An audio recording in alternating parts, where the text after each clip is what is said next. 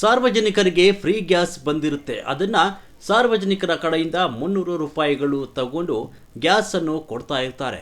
ಇದು Savanur Indian gas ಸೇಕಪ್ಪ Lamani Savanur taluk ಗೌರವಾನ್ವಿತ ಅಧ್ಯಕ್ಷರಿಗೆ ಸಾರ್ವಜನಿಕರಿಂದ ಕರೆ ಬಂದಿರುತ್ತೆ.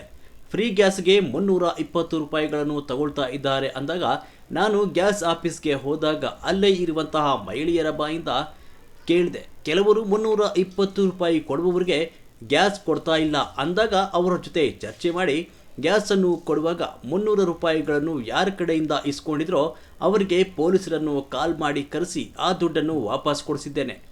ಇದೇ ಥರ ನಮ್ಮ ದೇಶ ತುಂಬ ಭ್ರಷ್ಟಾಚಾರ ನಡೀತಾ ಇದೆ.